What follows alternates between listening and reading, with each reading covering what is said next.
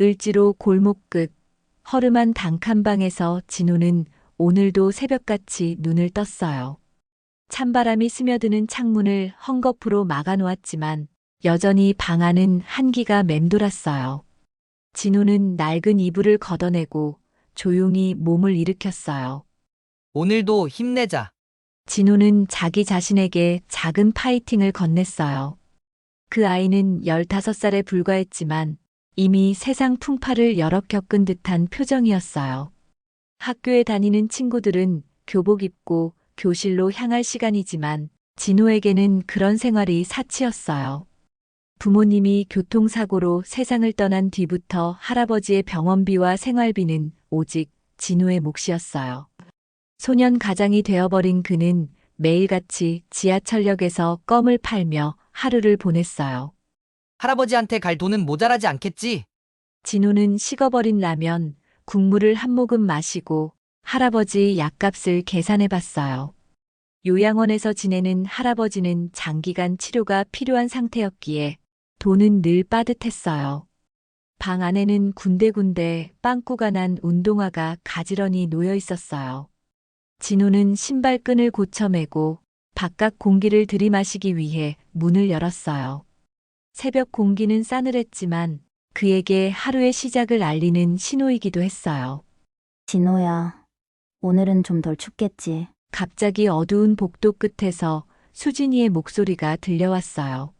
글쎄, 그래도 옷은 두껍게 입어. 감기 걸리면 곤란하잖아. 진호가 조용히 대답했어요.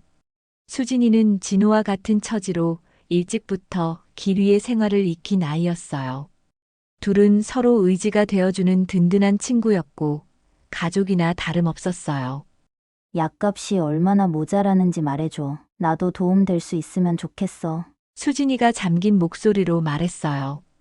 그 말에 진호는 애써 웃음을 지어 보였어요. 서로 이미 알고 있는 현실이지만 돈 얘기를 하다 보면 괜히 씁쓸해지기 마련이었어요. 단칸방에서 나온 진호와 수진이는 을지로의 복잡한 골목을 따라 지하철역으로 향했어요. 새벽 무렵 도착한 지하철역은 벌써 출근 시간대 인파로 북적이고 있었어요. 진호와 수진이는 각자 자리 잡을 곳을 찾아 움츠린 몸을 펴고 서 있었어요. 껌 사세요. 진호는 최대한 밝은 목소리로 지나가는 사람들에게 외쳤어요. 하지만 지친 얼굴로 출근길을 서두르는 사람들은 대부분 진호를 그냥 지나쳤어요. 가끔씩 동전 몇 개를 건네거나 껌 한 통을 사가는 사람들도 있었어요. 진호는 고맙다는 인사를 빠짐없이 건넸어요. 이런 반복되는 일상이지만 진호에게는 소중한 하루의 전부였어요.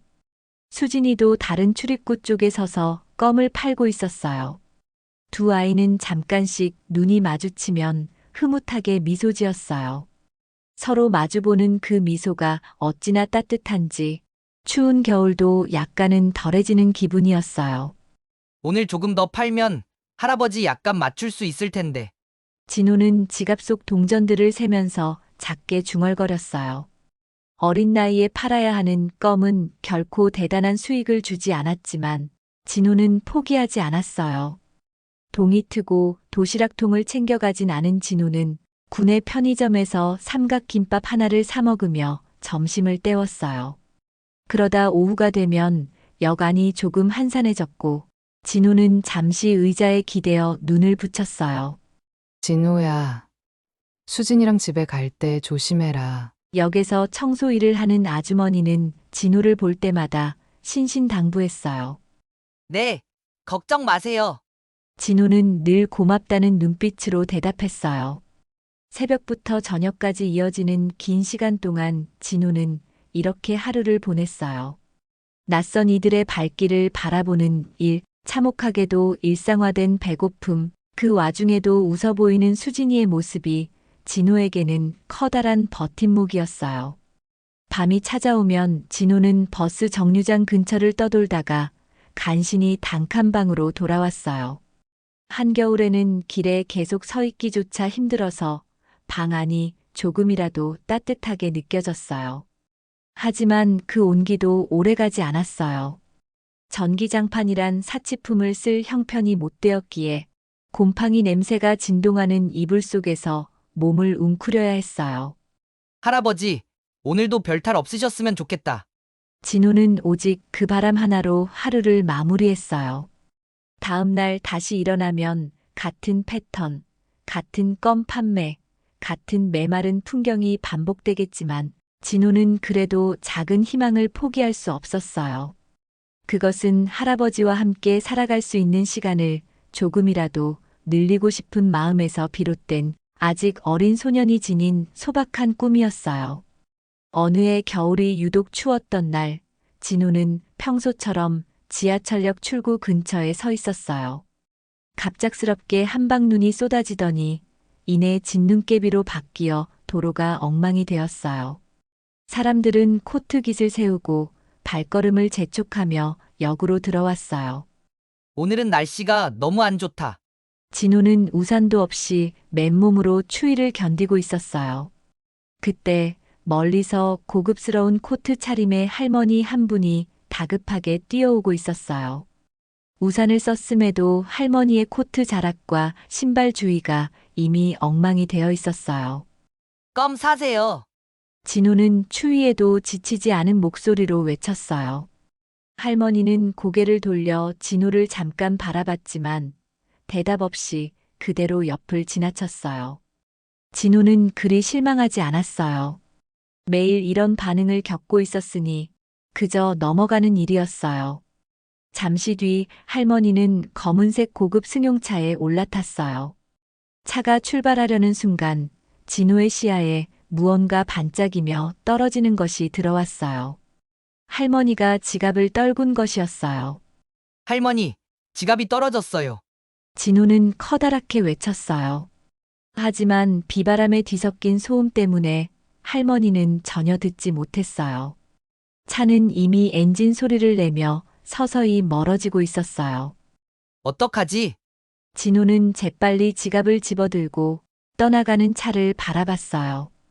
그 지갑은 짙은 갈색 가죽으로 손때가 많이 묻은 듯 보였지만 어딘지 무게감이 있어 보였어요. 진호는 우선 지갑을 꼭 쥐고 서 있다가 혹시 할머니가 다시 돌아올까 해서 주변을 두리번거렸어요. 하지만 칼바람 부는 겨울 날씨에 오래 서 있기엔 무리가 있었어요. 지갑을 찾아드려야 할 텐데. 진호는 지갑을 열어 연락처라도 찾아보려 했어요. 지갑 안에는 진호가 본 적도 없는 큰 액수의 현금이 들어 있었어요. 한두 장 정도가 아니었고 적어도 몇 천만 원은 되어 보였어요. 게다가 오래되어 보이는 흑백 사진 한 장이 따로 꽂혀 있었어요. 진호는 놀란 마음에 사진을 살펴봤어요. 희미해진 사진 속에는 젊은 남성이 찍혀 있었는데 뭔가 익숙한 분위기가 느껴졌어요. 가슴이 뛰는 걸 억누르며 사진을 돌려봤지만 뒷면에 적힌 글자는 없었어요. 혹시 진호는 저도 모르게 숨을 멈추고 그 남자의 얼굴을 다시 들여다봤어요. 그는 요양원에 계신 할아버지와 꼭 닮아 있었어요. 아니, 젊은 시절의 할아버지일지도 모른다는 확신이 번쩍 들었어요. 이럴 수가.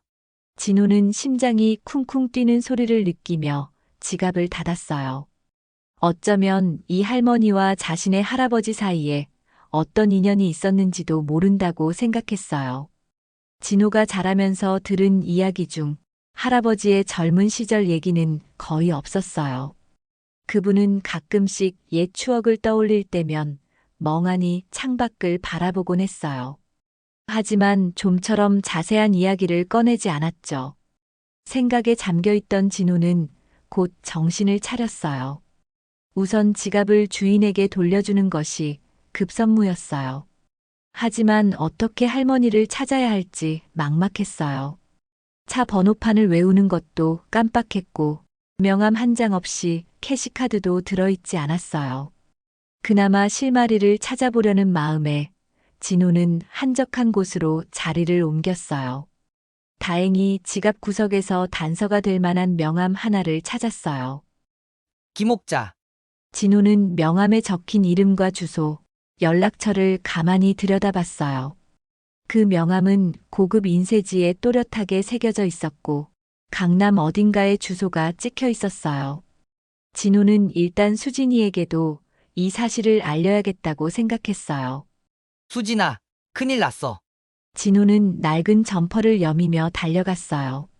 수진이는 다른 출입구에서 껌을 팔고 있었지만 사람들이 몰리는 시간이라 쉽게 찾기가 어려웠어요. 진호는 서둘러 역 안을 돌아다니며 수진이를 찾아다녔어요. 결국 역 한 구석에서 수진이를 발견했을 때 그녀는 지치고 붉은 코를 훌쩍이며 사람들에게 껌을 권하고 있었어요. 무슨 일이야? 얼굴이 안 좋아 보여. 수진이가 진호를 보고 눈을 깜빡였어요. 지갑을 주었어. 엄청난 돈도 들어있고 게다가 진호는 서둘러 숨을 고르며 말을 이어갔어요. 그 사진 안에 우리 할아버지 젊은 시절 얼굴이 있었어. 진호는 떨리는 목소리로 설명했어요. 수진이도 놀란 듯 입을 다물지 못했어요. 두 아이는 한기가 도는 역 안에서 그 지갑을 어떻게 돌려줘야 할지, 그리고 그 사진이 정말 할아버지의 젊은 시절이 맞는지 고민하기 시작했어요. 진호의 할아버지는 오래된 병환으로 요양원에서 지내고 있었어요.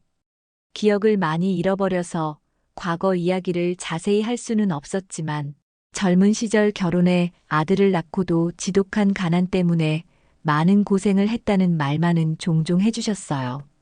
그 아들은 진호의 아버지였고 진호의 아버지와 어머니는 진호가 어렸을 때 교통사고로 세상을 떠났어요. 그 뒤 진호는 할아버지와 단둘이 남았어요. 할아버지, 저 다녀왔어요. 진호는 요양원을 찾을 때마다 꾸준히 인사를 건넸어요. 할아버지는 약간 흐릿한 눈빛으로 진호를 바라보곤 했어요. 때로는 진호의 이름을 불러주기도 했고, 때로는 그마저도 잊을 때가 있었어요. 하지만 진호가 할아버지를 부축해 산책을 하면 옛날 이야기가 간간이 나왔어요. 가난 때문에 큰 불행을 겪었다거나 어린 아들을 키우며 온갖 일을 다 했다는 이야기였어요. 진호는 그 이야기를 들을 때마다 마음이 아팠어요. 가족을 지키는 게 쉬운 일은 아니란다. 할아버지가 어느 날 희미하게 웃으며 했던 말이 진호의 귀에서 맴돌았어요. 그 말을 할 때 할아버지의 표정은 왠지 모를 애잔함이 깃들어 있었어요. 마치 어떤 아픔을 꾹 참고 견뎌온 사람만이 지을 수 있는 그런 표정이었죠. 하지만 그 이상으로 깊은 과거는 할아버지 스스로도 잊어버린 것인지 아니면 차마 말하지 못하는 이야기가 있는 것인지 알 수 없었어요. 그런 상황에서 발견된 지갑 속 사진은 진호에게 커다란 의문을 던졌어요. 정말 그 사진 속 남자가 할아버지인지, 그리고 그 여인은 누구인지 말이에요. 수진아, 이거 봐봐. 진호는 지갑에서 그 사진을 조심스럽게 꺼냈어요. 오래되어 사진 곳곳이 발에 있었지만 할아버지의 젊은 시절 얼굴과 비슷한 분위기를 풍기고 있었어요. 곧은 콧날과 날렵한 턱선, 그리고 살짝 올라간 입꼬리까지 닮아 있었어요.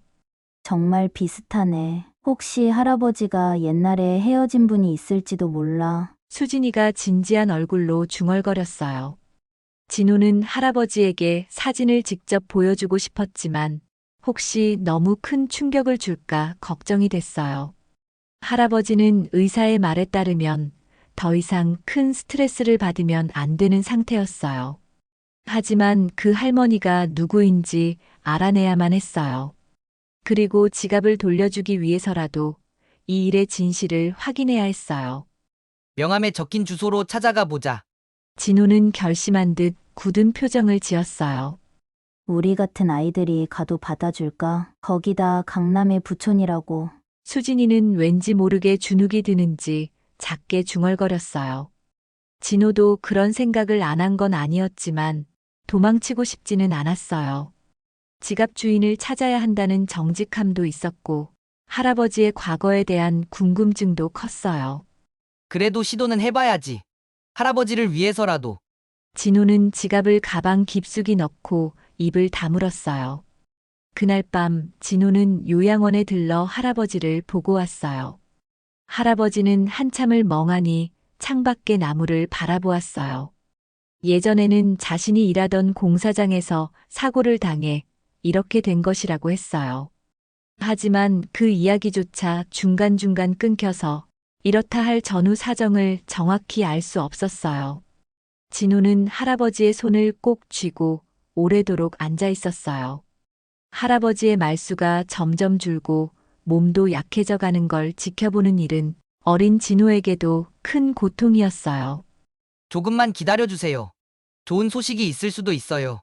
진우는 의식적이든 무의식적이든 할아버지에게 위로를 건넸어요. 알아들을 수 있을지 없을지 모르는 상황이었지만 진우는 할아버지를 향한 마음만은 숨기고 싶지 않았어요. 방으로 돌아온 진우는 곰팡이 냄새가 올라오는 이불 속에서도 계속 생각에 잠겼어요. 요양원과 단칸방, 그리고 지하철역이 이어지는 끝없는 하루하루 속에서 오늘 겪은 사건은 진우의 삶에 큼지막한 파문을 일으키고 있었어요. 진우는 지갑 속 사진을 떠올리며 마음을 다잡았어요. 다음 날 아침 진우와 수진이는 평소보다 조금 일찍 지하철역을 나섰어요. 껌 판매로 번 돈이 충분치는 않았지만 최소한의 요금을 마련해 지하철을 탔어요. 강남역으로 향하는 길은 낯설고 또 복잡했어요. 여기저기 불빛도 반짝이고 사람들이 다 멋있어 보여. 수진이가 창밖을 보며 작게 중얼거렸어요. 그 말에 진우는 다시 한번 마음을 굳게 먹었어요. 두려움이 없을 수는 없었지만 그래도 지갑 주인을 찾아야 한다는 생각이 먼저였어요. 명함에 적힌 주소로 도착하니 정말로 고급 저택들이 즐비한 동네였어요. 경비가 삼엄해 보이는 대문 앞에서 진우와 수진이는 막막함을 느꼈어요. 죄송한데 여기 김옥자 할머니 댁 맞나요? 진우가 경비원에게 조심스레 물었어요. 경비원은 아이들의 모습에 곱지 않은 시선을 던졌어요. 추위에 떨고 있는 두 아이가 여기서 무엇을 원할지 알 길이 없었을 거예요. 여긴 함부로 들어올 수 있는 곳이 아니야. 돌아가. 경비원은 매정하게 말했어요. 지갑을 전해드리러 왔어요. 아주 중요한 지갑이에요. 진우가 지갑을 꺼내 보이려 했지만 경비원은 들여다볼 생각조차 없이 손사래를 쳤어요. 필요 없어. 얼른 나가. 경비원은 문을 굳게 닫아버렸어요. 진우와 수진이는 한동안 대문 앞을 서성였어요. 한기가 매서워 손발이 고봤지만 그들은 쉽게 포기하지 않았어요. 할머니가 언젠가는 나올 수도 있잖아. 진우는 문틈으로 그 집 안을 유심히 살펴봤어요. 날이 어두워지고 어느덧 밤이 되자 가로등 불빛마저 흐릿하게 번졌어요. 진우와 수진이는 구석진 곳에서 서로 몸을 의지하며 잠깐씩 눈을 붙였어요. 진호야, 우리 이렇게 있어도 되는 걸까? 수진이가 물었지만 진우도 답을 찾을 수 없었어요. 둘은 떨리는 몸을 부여안고 열흘 가까이를 그 집 앞에서 기다렸어요. 비가 쏟아지던 날도 있었고 눈보라가 치던 날도 있었어요.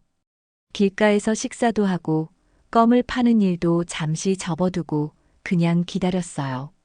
그렇게 열흘째 되던 날 저택의 대문이 열리면서 익숙한 모습의 할머니가 차에서 내렸어요.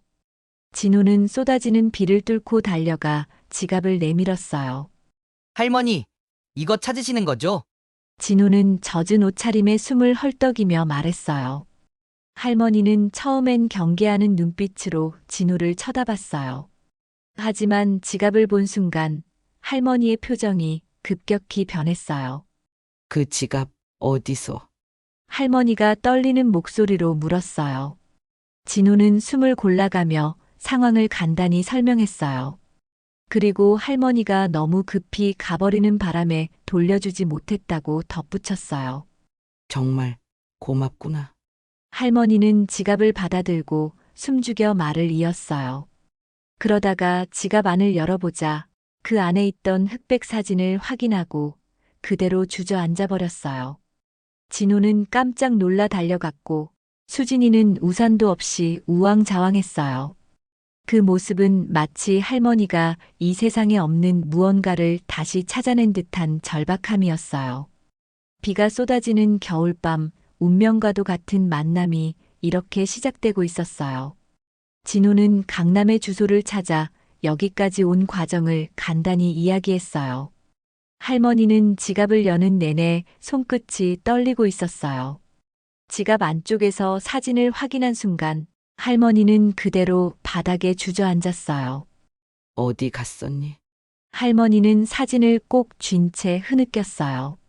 진호는 혹시 몸이라도 다쳤을까 걱정되어 재빨리 할머니에게 다가갔어요. 하지만 할머니는 사진에서 시선을 떼지 못한 채 낱날의 기억을 혼잣말처럼 흘려놓았어요. 50년 전이야. 그때 나는 가난이 너무 힘들었어. 할머니는 고개를 들지 않은 채 조용히 말했어요. 진호와 수진이는 우산도 없이 빗속에 서 있었지만 눈앞의 장면에 넋을 놓고 있었어요. 할머니의 목소리에는 오랜 세월 동안 묵혀온 사연이 깃들어 있었어요. 갓난아기를 두고 집을 떠난 날, 내 나이 겨우 20살이었어. 할머니는 비를 가르며 사진 위로 떨어지는 눈물을 지우려 애썼어요. 어쩌면 사연을 다 꺼내기도 전에 이미 슬픔이 차오르는 듯 했어요. 진호는 무거운 마음으로 듣고 있었어요. 사진 속 젊은 남자가 자신의 할아버지일 거라는 생각은 이미 확신이 되어버렸어요. 힘들어도 아기와 남편만 있으면 견딜 수 있으리라 믿었는데 하루하루 벼랑 끝에 서 있는 것만 같았어. 할머니는 아주 먼 과거를 되짚듯 천천히 말을 이어갔어요. 먹을 것도 없고 집세를 낼 수도 없었어. 병이 난 남편을 어떻게 돌봐야 할지 막막했어. 할머니는 힘겹게 숨을 고르며 사진을 다시 매만졌어요. 진호와 수진이는 말없이 할머니의 이야기를 듣고 있었어요. 주위의 하인이나 경비원들은 얼어붙은 눈길로 아이들을 쳐다봤지만 할머니만큼은 전혀 신경 쓰지 않는 듯 했어요. 그날 나는 너무 어렵고 두려웠어. 도망치듯 집을 나왔어. 아이와 남편만 남겨두고 제대로 된 인사도 없이. 할머니는 차오르는 눈물을 참지 못하고 고개를 숙였어요. 진호는 그제야 자신이 지켜온 시간들 뒤에 이런 커다란 이별의 장면이 존재했다는 걸 깨달았어요. 할머니는 결혼 당시 20살이었다고 했으니 그때 놓고 온 아들이 바로 진호의 아버지라는 사실이 점점 선명해졌어요. 실은 사진 속 그 남자가 우리 할아버지 같아요. 진호는 숨을 고르며 조심스럽게 말했어요. 할머니는 눈물을 흘리던 중에도 놀란 눈길로 진호를 바라봤어요. 수진이는 그렇게 말하는 진호의 표정을 조용히 지켜보고 있었어요. 너 혹시 할머니는 진호를 뚫어지게 바라봤어요. 진호는 자신이 할아버지와 둘이서 사는 사연을 조심스럽게 털어놓았어요. 부모님이 교통사고로 세상을 떠났다는 사실과 할아버지가 기억을 거의 잃어버렸지만 요양원에 계신다는 이야기도 전했어요. 그렇다는 건 할머니는 흐르던 눈물을 멈추려 했지만 목소리가 떨려서 이어질 말을 쉽사리 못 꺼냈어요.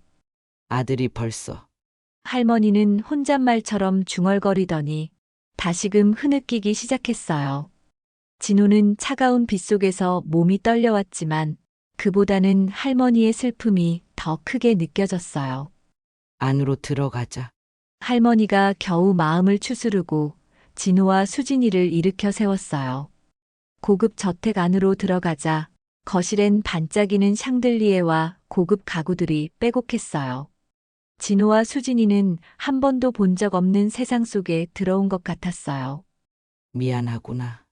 옷부터 갈아입어야겠다. 할머니는 곧장 가정부들에게 명령해 마른 수건과 옷을 가져오라고 했어요.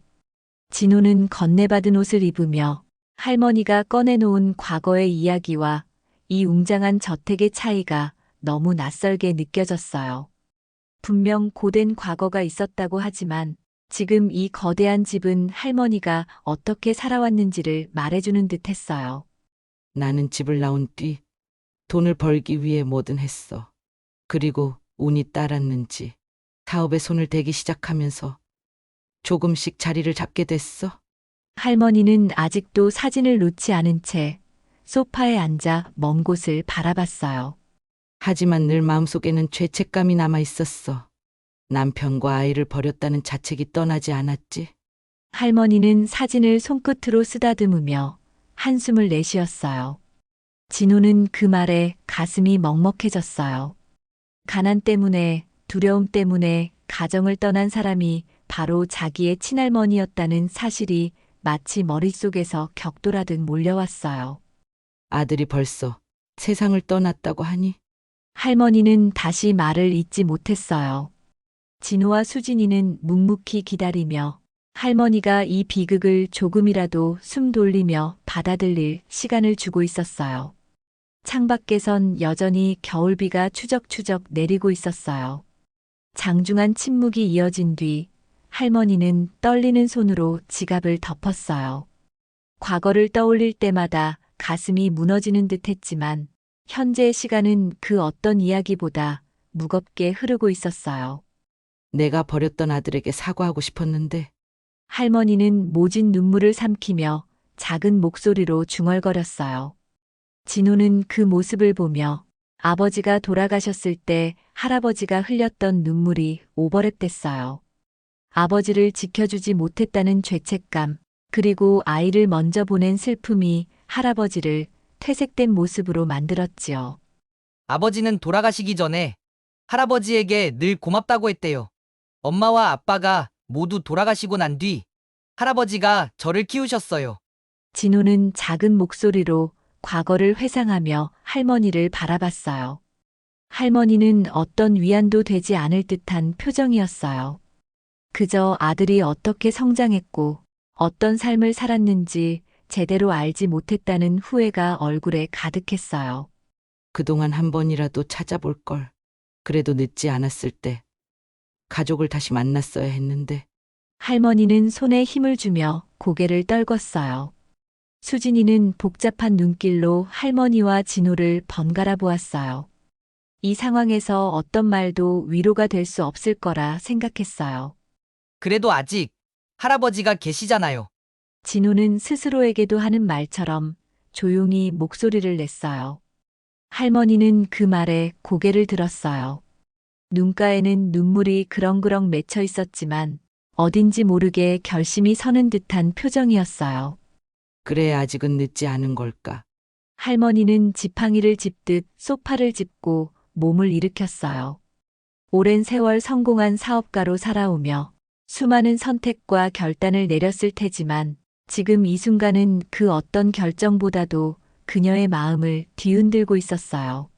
당장 요양원으로 가자. 내 남편. 너희 할아버지를 만나야겠어. 할머니는 소리내어 말했어요. 진호는 그 제안에 깜짝 놀랐어요. 할아버지가 워낙 쇠약한 상태라 무리한 방문이 혹시 해가 되지 않을까 걱정되었기 때문이에요. 하지만 진호보다도 할머니의 간절한 마음이 더 크게 보였어요. 진호는 할아버지를 위해서라도 두 분의 재회를 막을 수 없다는 생각이 들었어요. 지금 바로 가요. 조금이라도 빨리 할아버지께 알려드리는 게 좋을 것 같아요. 진호는 굳은 목소리로 대답했어요. 할머니는 즉시 운전기사를 불러 차를 준비시키라고 지시했어요. 수진이는 얼떨결에 이 상황을 지켜보면서도 자연스럽게 진호를 따라 차에 올랐어요. 차창 밖으로 고급 주택가의 불빛이 지나가고 어느새 도심의 고층 빌딩 불빛이 스쳐 지났어요. 진호는 할머니와 나란히 뒷좌석에 앉아 할머니가 의자를 움켜쥐는 손에서 떨림을 느꼈어요. 아버지의 어린 시절을 보지 못했지만 너가 아버지를 닮았구나. 할머니는 진호를 슬쩍 쳐다보며 목소리를 낮추었어요. 진호는 그 말에 뭐라고 답해야 할지 몰라서 그저 작은 미소만 지었어요. 창밖으로 보이는 차가운 겨울 풍경이 어쩐지 많은 감정을 자극했어요. 이 비가 그치면 조금은 마음이 나아질까? 할머니의 혼잣말이 차안 공기를 타고 은은하게 울렸어요.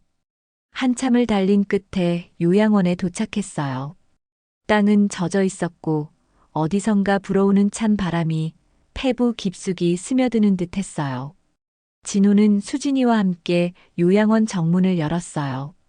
할머니는 떨리는 손으로 지팡이를 짚고 한 발 한 발 건물 안으로 들어섰어요. 안녕하세요. 이 시간에 무슨 일이신지. 간호사가 놀란 표정으로 물었어요. 진호는 간호사에게 간단히 상황을 설명했어요. 할아버지를 만나러 온 사람들이라고. 그리고 오늘이 아주 중요한 날이라고.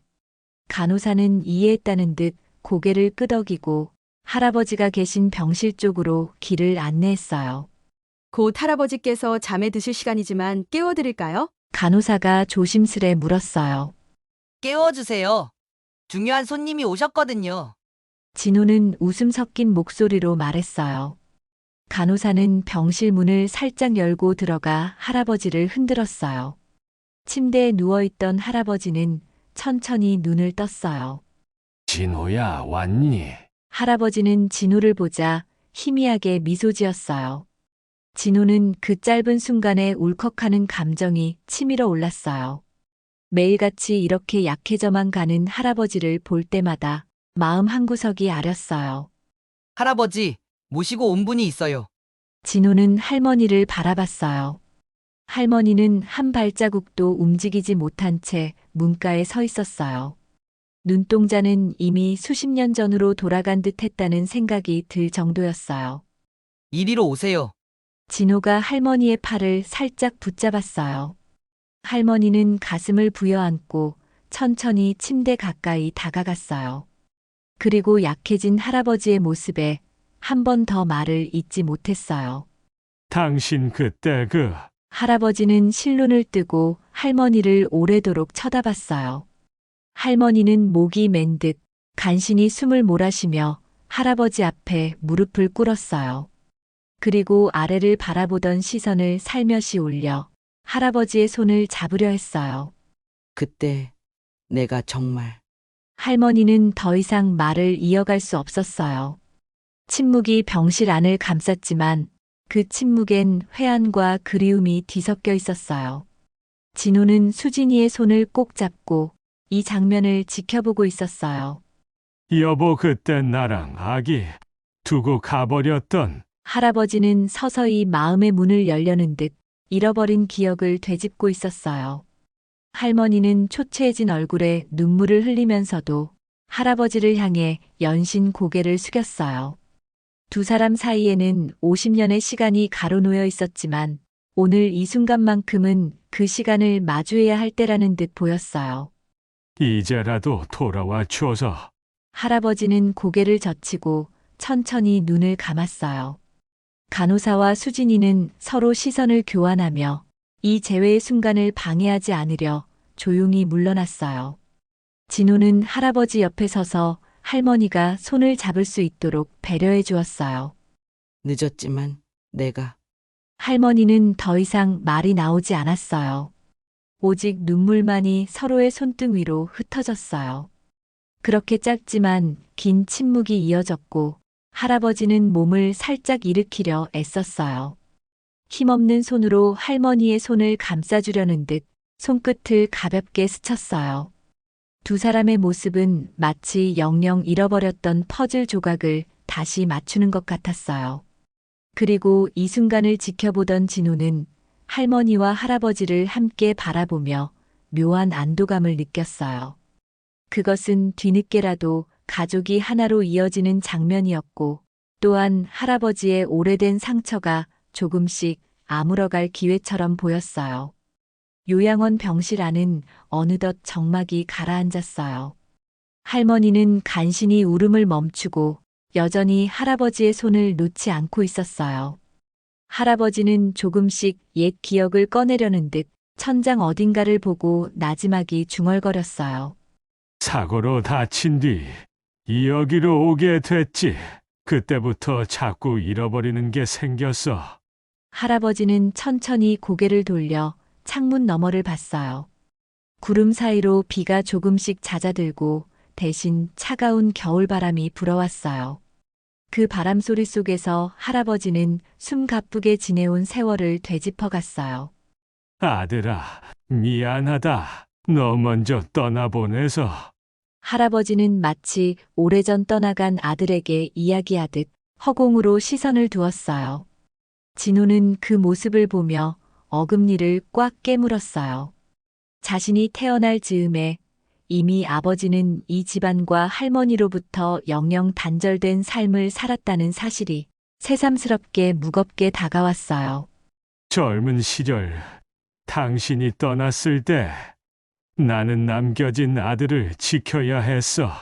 할아버지는 주름진 이마를 찌푸리며 할머니를 향해 겨우 시선을 돌렸어요. 할머니는 그 말에 다시 한번 코끝이 시큰해졌어요. 50년 전 남편이 가난과 싸우던 그 시간 동안 자신은 바깥 세상에서 돈을 벌면서도 가족을 잊지 못했다는 것을 지금에서야 어떻게 설명해야 할지 막막했어요. 그 아이가 이렇게 훌륭한 손자를 남겨주었구먼. 할아버지는 진호를 보며 희미한 미소를 지었어요. 진호는 미소에 담긴 감사함과 슬픔을 동시에 느꼈어요. 그리고 자신이 이 두 사람을 이어주는 끈이 될 수 있다는 사실을 받아들였어요. 이제라도 괜찮을까? 내가 당신을 찾지 않고 아들도 찾지 않고 지내온 세월이 너무 길었는데 할머니는 할아버지의 손을 더 꼭 잡고 물었어요. 할아버지는 눈을 지그시 감고 한동안 대답하지 않았어요. 가슴속에 웅크리고 있던 온갖 기억들이 한꺼번에 밀려 들어오는 듯 보였어요. 괜찮을 리가 없지. 그러나 이 아이가 있어서 다행이네. 할아버지는 조용히 눈을 떴어요. 진호는 두 사람에게 한 발 다가가서 할아버지와 할머니의 손 위에 자신의 손을 얹었어요. 수진이는 저 멀리에서 그 장면을 지켜보며 감정이 북받쳐 오르는 듯 살며시 입술을 깨물었어요. 이제 함께 지내요. 할아버지도 할머니도 너는 외롭지 않게. 진호는 단호한 목소리로 말을 건넸어요. 그 말에 할머니는 하얀 머리카락을 넘기며 아랫입술을 깨물고 눈물을 참으려 했어요. 자신의 과오와 죄책감, 그리고 그동안 쌓인 후회가 한꺼번에 무너져 내리고 있었어요. 내가 늦었지만 이제부터라도 할아버지와 진호를 책임질 거다. 할머니는 다짐이라도 하듯 굳게 말했어요. 요양원에서 이런 장면을 지켜보는 간호사와 다른 환자 가족들은 서로 아무 말도 하지 않았지만 그 따뜻한 재회의 기운에 눈시울이 붉어졌어요. 할머니, 괜찮으실까요? 건강검진 같은 것도 받아보고 너무 무리하시진 않았으면 좋겠어요. 진호가 걱정 섞인 목소리로 할머니에게 말했어요. 할머니는 진호가 자신의 손자를 걱정하는 건지 아니면 자신을 걱정하는 건지 헷갈린다는 듯 웃음 반, 울음 반인 표정을 지었어요. 괜찮단다. 오히려 나야말로 할아버지를 제대로 모셔야 할 텐데. 할머니는 옆으로 바싹 다가가 할아버지 곁에 조심스럽게 앉았어요. 할아버지는 이제 조금 익숙해진 듯 할머니의 체온을 느끼면서 눈을 감았다 떴어요. 그에게도 이 순간이 어떤 기분일지 진호는 상상조차 쉽지 않았어요. 기억이 점점 돌아오는 느낌이야. 당신이 젊었을 때 입던 옷이나 예전에 살던 방 한구석의 모습도 아련하지만 떠올라. 할아버지는 다시금 과거를 곱씹듯 나지막이 이야기했어요. 할머니는 무릎 위에 두 손을 올린 채 가만히 할아버지의 목소리를 들었어요. 정말 오랜만에 듣는 혹은 처음 듣는 옛 시절의 추억들일 거예요. 아이를 어떻게 키울지 막막했어도 나는 그냥 포기할 수 없었어. 그래서 공사장 일도 하고 어떤 날은 밤새 막노동판을 전전했지. 할아버지는 헬쑥해진 뺨을 손가락으로 살짝 쓰다듬었어요. 그날들을 떠올리는 일이 결코 쉽지 않을 텐데 아마도 할머니가 옆에 있어주니 기억을 꺼낼 용기가 생기는 듯 했어요. 그 와중에도 아들을 키우겠다는 마음뿐이었어. 당신 없이 커야 했던 아이가 불쌍해서. 할아버지의 목소리는 한층 떨렸어요. 할머니는 할 말이 많은 듯 보였지만 할아버지에게서 눈을 떼지 않고 침묵으로 경청했어요. 그 침묵은 죄책감과 안도감이 엮인 복잡한 감정의 무언의 대화 같았어요. 아들이 장성해서 결혼도 했고 손자도 보게 되었는데 그만. 할아버지는 다시 한번 목이 잠겼어요. 진호는 할아버지 곁으로 다가가 그 주름진 손을 꼭 잡았어요. 자신이 바로 할아버지와 아버지의 시간을 잇는 존재라는 걸 실감했어요. 이제부터는 같이 있어요. 할머니도 이렇게 오셨으니까. 진호는 결연한 표정으로 할머니와 할아버지를 번갈아 바라봤어요. 할머니는 진호에게 다가와서 그 작은 어깨를 살며시 감싸 안았어요. 진호는 살짝 놀랐지만 그 품이 이상하게 따뜻하게 느껴졌어요. 고맙구나. 아들 대신 이렇게 너가 내 앞에 나타나줬어. 할머니는 진호를 바라보며 눈물을 글썽였어요. 할아버지는 그 두 사람의 모습에 희미하게 미소 지었어요.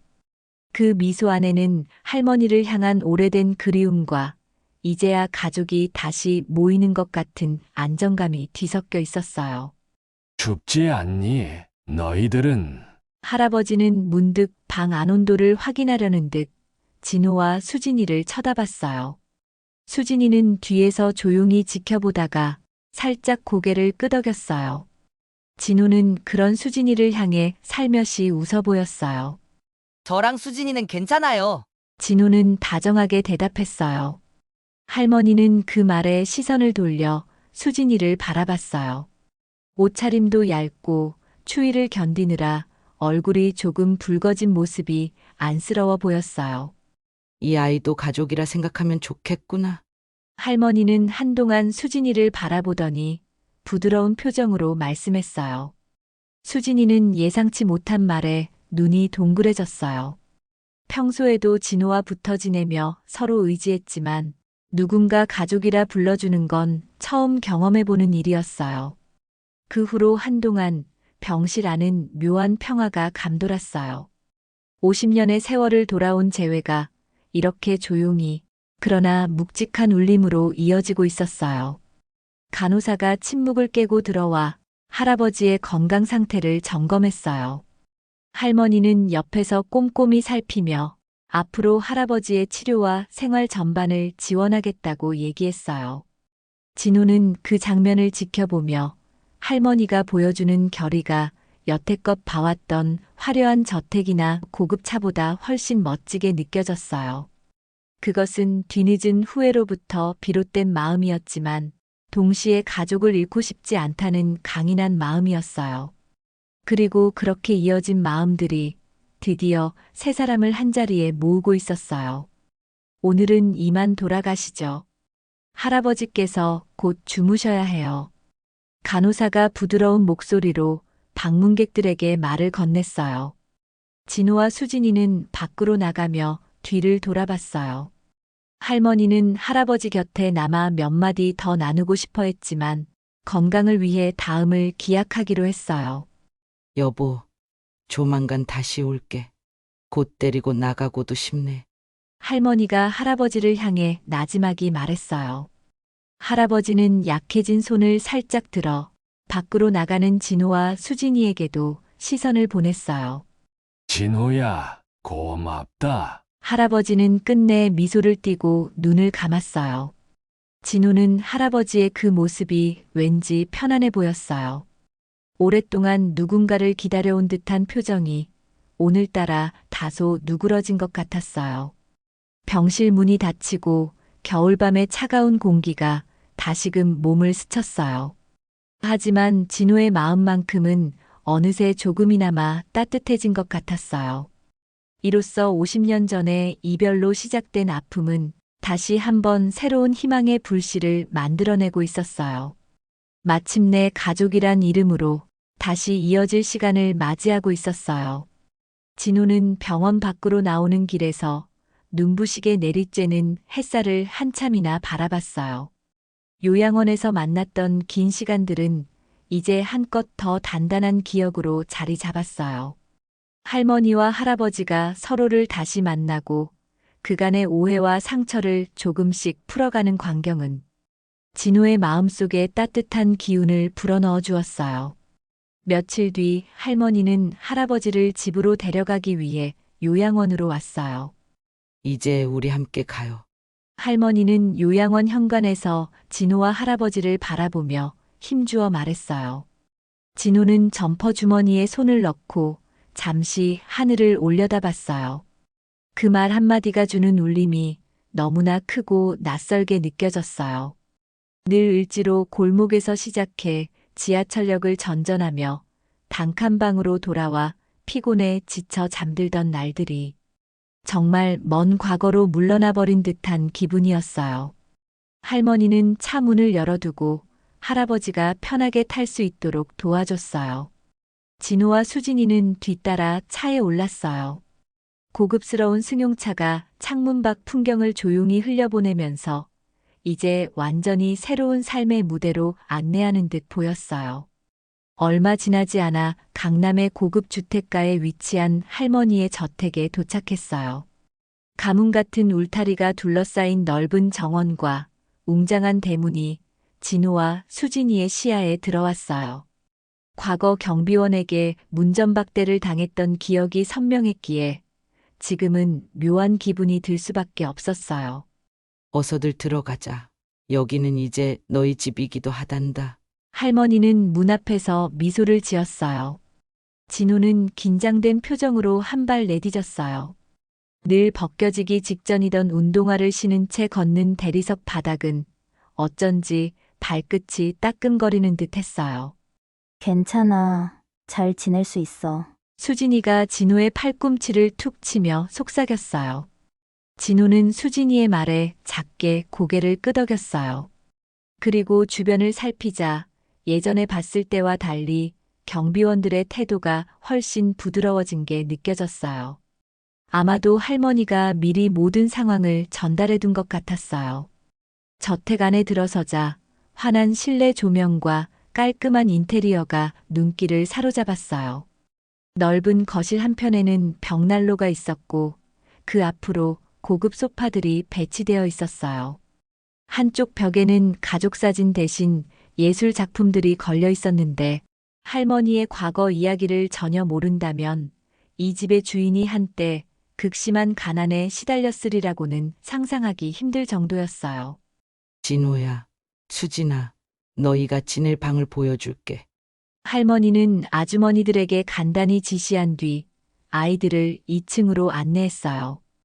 길고 폭신한 카펫이 깔린 계단을 오르자 여러 개의 방이 줄지어 있었어요.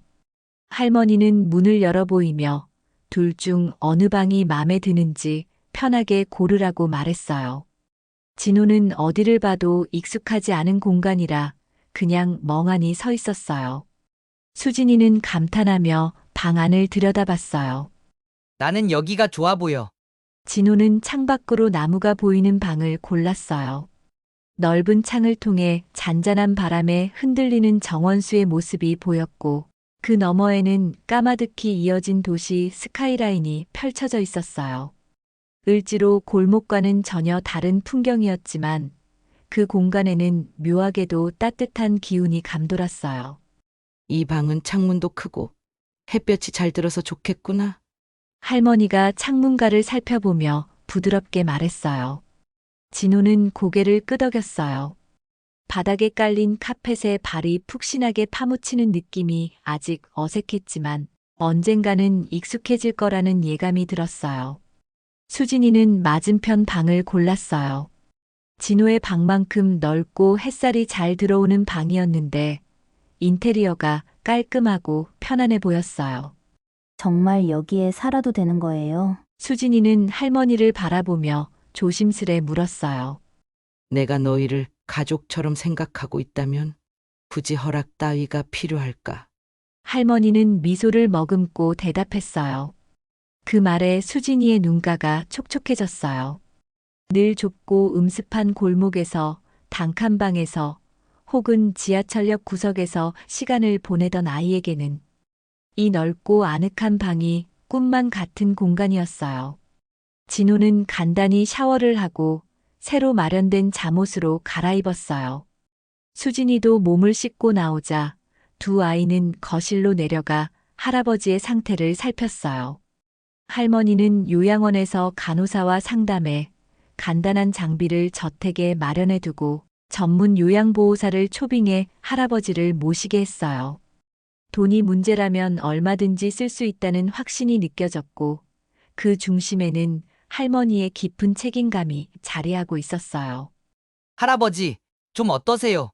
진호는 거실 한 구석에 놓인 휠체어에 앉아 있는 할아버지의 곁으로 다가갔어요. 조금 어지럽지만 이렇게 바깥 바람도 쐬고 좋구나. 할아버지는 창문을 통해 들어오는 시원한 바람을 느끼며 진호에게 살짝 웃어 보였어요. 할머니는 할아버지 곁에서 손수건으로 입가를 닦아주며 작은 목소리로 말을 건넸어요. 약 드실 시간이에요. 조금만 기다리면 식사가 준비될 거예요. 할머니는 할아버지를 보살피며 잔잔한 안도의 표정을 짓고 있었어요. 진호는 그런 광경을 보면서 50년 전에 이별로 시작된 파란만장한 세월이 이제야 제자리를 찾아가는 느낌이 든다고 생각했어요. 진호야, 너 다시 학교에 가고 싶다고 했지? 할머니는 잠시 할아버지를 돌보던 손길을 멈추고 진호를 바라봤어요. 내 학교 그만둔 지 꽤 되었지만 다시 공부하고 싶어요. 진호는 솔직하게 대답했어요. 수진이 역시 조용히 앉아 있다가 할머니에게 물었어요. 저도 다시 학교에 갈 수 있을까요? 수진이는 두 눈을 반짝이며 물었어요. 할머니는 두 아이를 찬찬히 보더니 망설임 없이 고개를 끄덕였어요. 가능한 한 빨리 등록 절차를 진행하도록 하마. 할머니는 살며시 웃으며 대답했어요. 그 말이 떨어지기 무섭게 진호와 수진이의 얼굴에 환한 빛이 감돌았어요. 학교를 포기하고 지내온 날들, 마음 한켠에서는 늘 배움에 대한 그리움이 컸어요. 정말 감사해요. 진호가 할머니를 바라보며 작게 웃었어요. 그날 저녁 할머니는 거실 한복판에서 따뜻한 저녁 식사를 준비해 두었어요. 할아버지는 다소 힘들어 보였지만 가족들과 함께 식탁에 앉고 싶다는 의지를 보였어요. 여기 앉으세요. 마침 전복죽이랑 미역국, 그리고 고기를 좀 준비했어요. 할머니가 직접 수저를 놓아주며 말했어요. 진호와 수진이는 입맛을 다셨어요. 오랜만에 느껴보는 가정식 밥상은 낡은 단칸방에서 배고픔을 달래던 시절과 너무나 달랐어요. 이제부터는 이런 식사를 매일 할 수 있겠구나. 수진이가 젓가락을 쥔 채 믿기지 않는다는 얼굴로 말했어요. 진호는 고개를 끄덕이며 밥 한 숟가락을 뜨다가 문득 할머니와 할아버지를 번갈아 봤어요. 불과 몇 주 전만 해도 꿈꿀 수 없었던 풍경이 지금 눈앞에 펼쳐져 있음을 실감했어요. 그래도 을지로 골목에 있는 우리 방은 그냥 두면 안 되는데. 진호는 중얼거리며 그 동네에 여전히 남아있을 사람들을 떠올렸어요. 할머니는 진호의 말을 놓치지 않았어요. 그리고 젓가락을 잠시 내려놓고 진호를 차분히 쳐다봤어요. 그 동네에서 오래 살았니? 너가 걱정하는 게 있다면 나도 도울 수 있을 거야. 할머니는 더 이상 가난하던 과거의 자신이 아니기에 얼마든지 손길을 내밀겠다는 표정이었어요. 진호는 곰곰이 생각을 정리하다가 수진이와 함께 골목을 지키며 껌을 팔던 다른 아이들 이야기를 꺼냈어요. 어려운 가정 형편으로 인해 학교를 가지 못하고 길거리에서 하루하루를 보내는 친구들이 많다고 전했어요. 그 아이들도 아프지 않게, 더 이상 춥지 않게 지낼 수 있는 뭔가가 필요해요. 진호는 진지한 목소리로 말했어요. 할머니는 결심이라도 한 듯 고개를 끄덕이고 목소리를 낮췄어요. 내가 작은 복지재단 같은 걸 만들어 볼게. 이름은 가족재단이라고 하면 어떨까? 수진이는 예상치 못한 제안에 입이 떡 벌어졌어요. 정말로 그런 걸 만들 수 있으신가요? 수진이가 두 손으로 뺨을 살짝 감싸며 놀란 표정으로 물었어요. 할머니는 수진이를 바라보며 어린 시절 자신의 모습을 보는 듯한 표정을 지었어요. 나도 어려웠던 시절을 겪었기에 그 아이들의 마음이 얼마나 힘든지 알아. 이제라도 갚고 싶어. 진호는 감격에 겨운 표정을 지으며 수진이의 손을 꼭 잡았어요. 가족을 되찾은 것도 모자라 을지로 골목의 다른 아이들에게도 희망을 줄 수 있다는 생각에 가슴이 뛰었어요. 식사를 마친 뒤 아이들은 할머니의 서재로 이동했어요. 서재 벽을 가득 메운 책과 앤티크 가구는 할머니가 사업을 일구며 쌓아온 세월의 흔적 같았어요. 이제부터 너희가 학교에 복학할 준비를 해야겠지? 할머니는 책상 위에 놓인 서류들을 정리하며 말했어요. 정말 괜찮으세요? 제가 부담드리는 건 아닌지. 수진이가 한층 작아진 목소리로 물었어요. 할머니는 서류철을 덮으며 수진이를 향해 웃었어요. 인생에서 제일 후회되는 건 가족을 외면하고 떠났던 그 시간이야. 이제라도 누군가를 도울 수 있다면 그게 내 마음의 빚을 조금이라도 덜어주는 길이 아닐까 싶구나. 할머니는 자신의 지난 날을 되짚으며 차분히 답했어요. 진호는 그 말을 듣는 순간 마음 한구석에서 묵직한 감동이 일렁였어요. 할머니가 과거의 상처를 완전히 씻어낼 수는 없겠지만 이런 식으로 누군가에게 힘이 되어주고 싶다는 열망이 큰 힘을 발휘하고 있다는 걸 느꼈어요. 다음 날 아침부터 할머니는 본격적으로 여러 가지 일들을 추진하기 시작했어요. 아이들이 학교에 복학할 절차, 그리고 을지로 골목에 남아있는 다른 아이들을 지원하는 재단 설립까지 모든 게 한 번에 이루어지긴 힘들었지만 빠르게 움직이고 있었어요. 진호는 아침 일찍 일어나 거실 한편에 앉아 스마트폰으로 학교 관련 서류와 일정들을 확인했어요. 수진이는 교과서를 넘겨보며 한동안 책에서 멀어져 있던 자신을 걱정했어요. 하지만 다시 공부할 수 있다는 사실이 설레기도 했어요. 그날 오후 할머니가 한복을 곱게 차려입고 할아버지와 함께 응접실로 내려왔어요. 두 사람은 마치 신혼부부같이 조심스레 손을 잡고 있었어요. 진호야, 오늘 요양보호사 선생님이 오실 거야. 할아버지도 조금씩 집에서 지내는 시간이 늘어날 테니 잘 적응할 수 있도록 도와드리렴. 할머니는 할아버지 곁에서 다정한 목소리로 말했어요. 진호는 고개를 끄덕이며 이미 마음속에 할아버지를 잘 보살피겠다는 의지를 다지고 있었어요. 당신이 이렇게 곁에 있어 주니 숨통이 트이는 기분이오. 할아버지는 힘겹게 말을 이어가며 할머니 손을 놓지 않고 있었어요. 이제야 정말 한 가족이 되어가는 느낌이었어요. 며칠 뒤 할머니는 진호와 수진이를 데리고 을지로 골목을 찾았어요. 왠지 모르게 달라진 시선으로 바라본 골목은 예전처럼 좁고 낡은 모습이었지만 진호가 여태껏 살아온 삶의 흔적이 가득 배인 곳이기도 했어요. 진호야, 수진아. 골목 끝에서 여전히 껌을 팔고 있는 아이들이 두 사람을 발견하고 달려왔어요.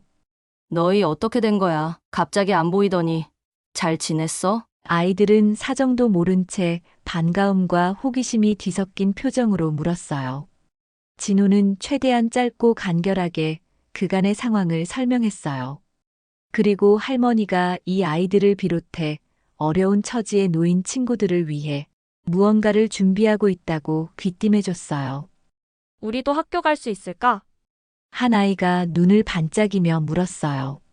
수진이는 아이의 손을 잡고 같이 가자고 용기를 북돋아줬어요. 할머니는 아이들이 있는 모습을 뚫어지게 지켜봤어요. 그리고 이번에는 기필코 이 아이들에게 등을 돌리지 않겠다고 다시 한번 마음먹었어요. 그날 이후 할머니는 가족재단 설립을 했고 을지로 골목의 아이들은 무료 급식소와 야학 프로그램 덕분에 이제 좀 더 안정된 일상을 꿈꿀 수 있게 되었어요. 어느덧 고요해진 밤, 저택의 모든 불빛이 하나둘씩 꺼지고 아이들도 새날을 준비하며 잠이 들었어요. 을지로 골목 역시 정막 속에서 내일을 기다리는 불빛들이 희미하게 반짝이고 있었어요. 그리고 그 골목에선 새로운 희망의 이야기가 계속해서 씌어지고 있었습니다.